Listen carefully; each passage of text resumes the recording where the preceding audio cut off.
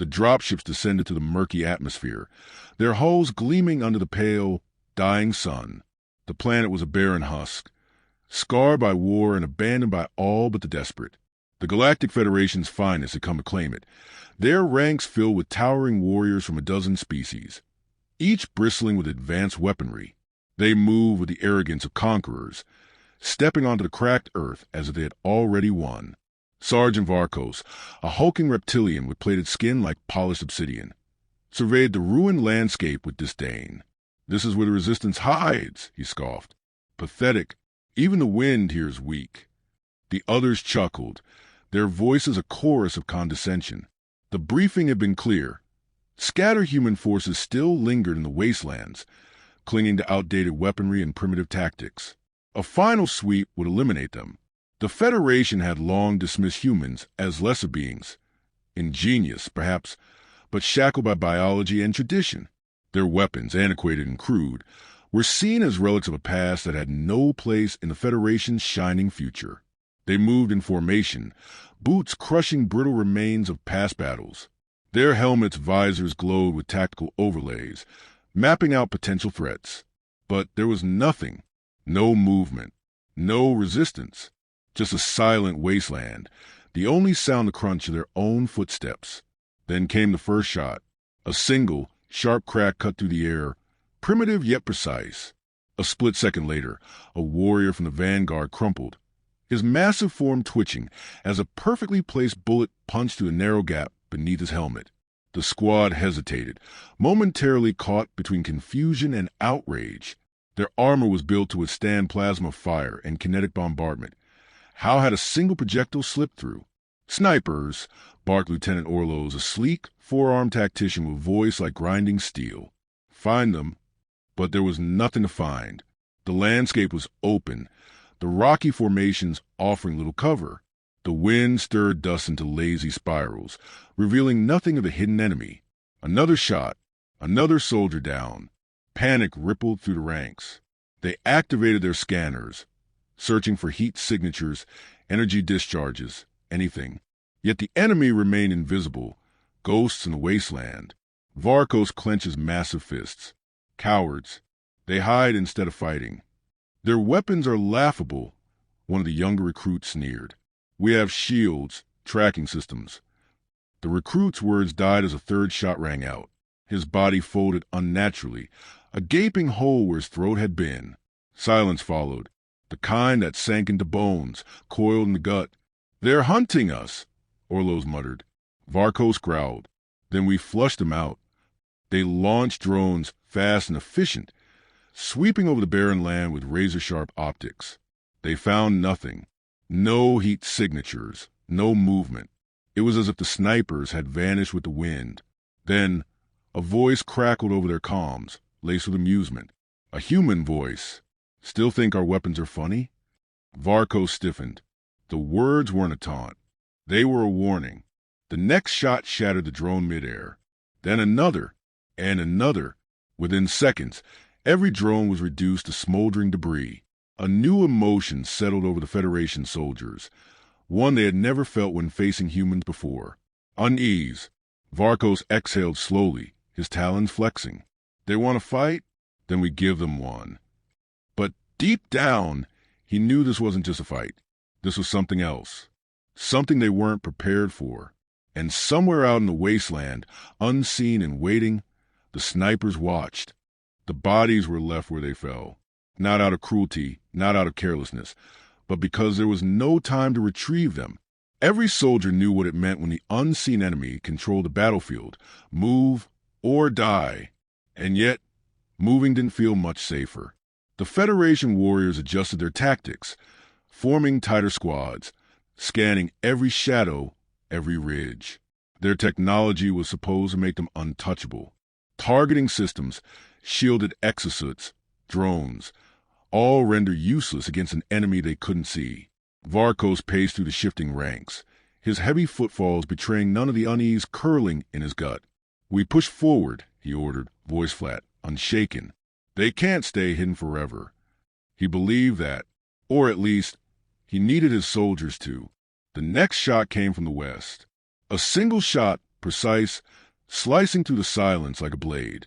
A soldier fell before he could react, blood mist in the air. No muzzle flash, no movement, nothing but the whisper of wind through the cracked terrain. Varco snarled, "Return fire." The soldiers turned, weapons raised, blasting plasma bolts into the ridge. The explosions lit up the landscape, rocks shattering, dust billowing into the air. They unloaded everything they had, a wall of energy hammering the suspected sniper nest. For a moment, there was stillness. Then, impossibly, a voice crackled through their comms. Calm, even amused. "Missed." The second shot came from the opposite direction. A clean, brutal shot, and another soldier hit the ground. Orlos gritted his teeth, his four hands flexing against his rifle. They're not hiding, he realized. They're moving between shots. A brilliant, infuriating strategy. Fire, relocate. Fire, relocate. Never revealing their position for more than a second, not giving the enemy even a chance to retaliate. "This is nonsense," one of the younger officers muttered. "They're just humans. We should be tearing through them." Another shot. Another kill. Orlos turned to Varcos, his voice low. "They're not just humans." The realization settled, heavy and undeniable. These weren't undisciplined rebels, clinging to outdated weapons.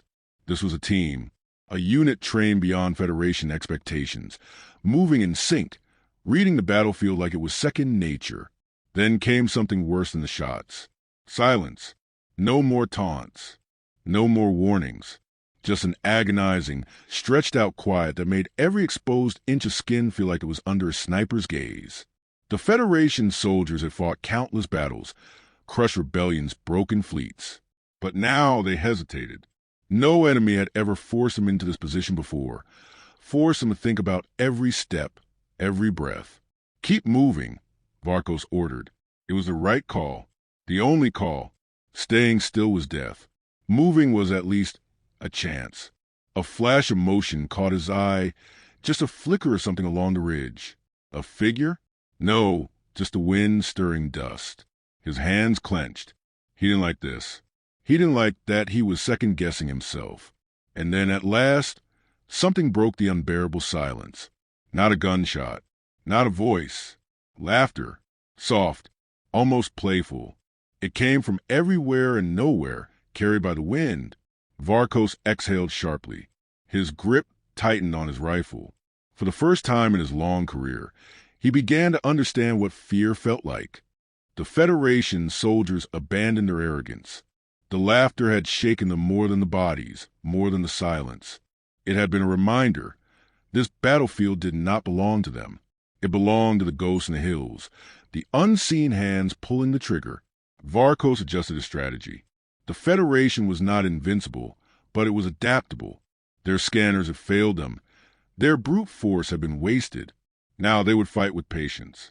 Drones were deployed again, but this time they did not search. They lured. Small, unarmed units hovered just above the surface, moving erratically, waiting for the snipers to take the bait. The soldiers spread out in careful formations, ensuring that when the next shot came, they would be ready. The trap was set. Minutes passed. The wind howled between the ridges. Then contact. A drone spiraled down, its frame shattered by an unseen bullet. Varcos grinned. "Got you." His soldiers fired before the dust had even settled. Not in wild desperation this time, but in cold, calculated precision. Plasma bolts rained down on the ridge, cutting off any chance of retreat. Explosives followed, tearing through the rock, sending debris flying. For the first time, a figure broke cover. A human, quick and lean, dashing between ruined boulders. Their rifle was already raised, another shot already lining up. Varcos didn't hesitate. His own weapon locked on, and he fired. The human twisted at the last second. The shot burned past, scorching their side but missing the kill. They were fast. Too fast. More figures emerged, but only for seconds at a time. Each movement was deliberate. Fire, relocate, vanish. The Federation's assault faltered as frustration seeped in. They had expected to break the sniper's formation. Instead, It was still the humans dictating the fight. Orlo's barked a command, and the soldiers adjusted again, switching to suppression fire. If they couldn't outmaneuver them, they would box them in, force them into a no-win position. It worked. The snipers' movement slowed. Their relocations became more desperate, more rushed. And then, finally, one of them fell. A shot from Orlo's rifle hit its mark, and a human crumpled. The Federation forces surged forward at once, closing in, pressing their advantage. But something was wrong. The remaining snipers didn't retreat. They didn't scatter. They held. A sharp whistle cut through the air, short, precise. A signal.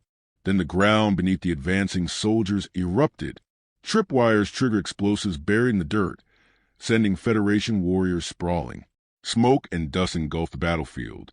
Confusion turned to chaos. Through the haze, the sniper struck. Not from a distance this time. They were closer. Too close. A soldier turned just in time to see the glint of a blade before it slid between his armor plates. Another dropped as a single pistol round found the exposed joint beneath his helmet. The ghosts had become shadows. They had never been just snipers. They had been waiting for this.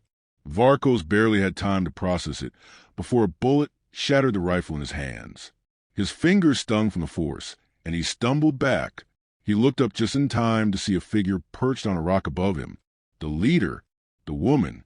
Her rifle was already lined up, the barrel steady. Her expression was calm, impassive. She had him, but she didn't pull the trigger. Not yet. She tilted her head slightly, almost as if considering something. Then she spoke, her voice clear over the chaos. "Still think we're cowards?" Varkos didn't answer. He couldn't, because in that moment he realized he had already lost. The battlefield was silent again, but it was no longer the silence of waiting. It was the silence of the inevitable. Varkos understood now. This had never been a battle. It had been a lesson, one the Federation had refused to learn until it was too late. The woman on the ridge still had him in her sights. The rifle remained steady, her expression unreadable. The wind tugged at the cloth wrapped around her shoulders, but she didn't move. She was waiting for him to understand. Behind him, his forces were breaking. The Federation warriors, once so certain of their superiority, had fallen into disorder. Some were dead, others wounded, and the rest were backing away, no longer fighting for victory, but for survival. A flicker of movement to his right, a second sniper covering the first.